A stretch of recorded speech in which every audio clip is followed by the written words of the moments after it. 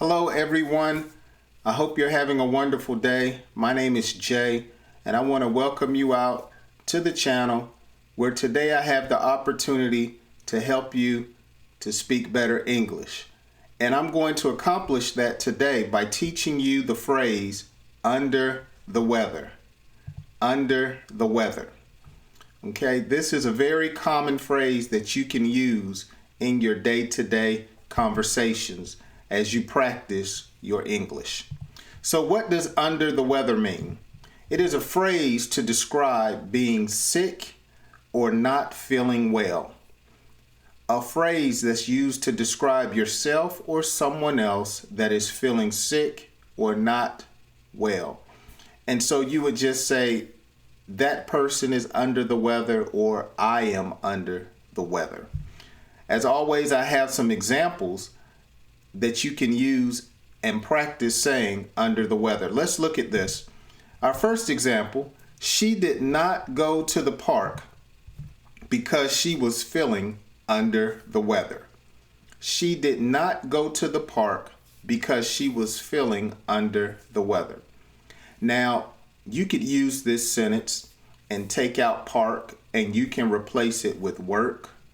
You can replace it with a picnic, movies, swimming.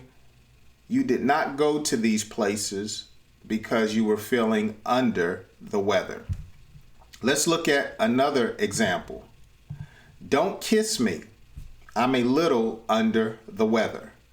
Don't kiss me. I'm a little under the weather. So if you were not feeling well or you were under the weather and someone wanted to show you affection, you would just tell them, hey, don't kiss me. I don't want you to catch what I have.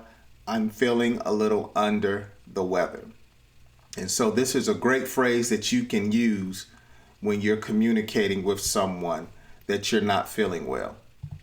Another simple sentence that you can practice using this phrase, he did not play well because he was under the weather.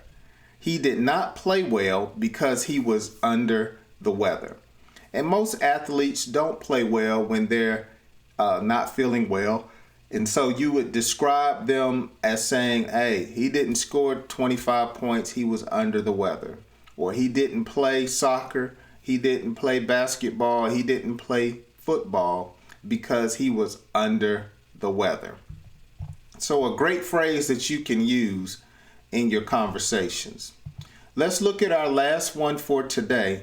And again, thank you so much for watching. If you're still watching, make sure you give me a like if you're learning something, and share this video with someone that may be trying to speak better English. Our last example, after working in the cold rain, he was feeling somewhat under the weather. After working in the cold rain, he was feeling somewhat under the weather. So if you're like me and you don't like working outside in extreme temperatures or climates, whether it's rain, snow, cold, or extreme heat, sometimes it can affect your body and you get a little ill. And so you would describe that to a person as being under the weather.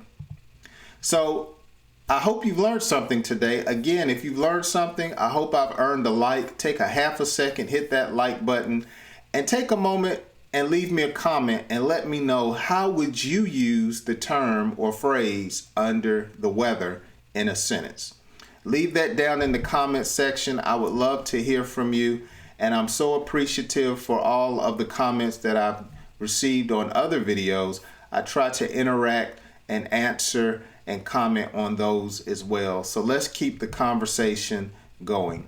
Be sure to share this video with someone else that desires to speak better English. And also check out some of my other videos if you haven't already here on the channel. Here are a couple that you can choose from that I have to help you on your English speaking journey.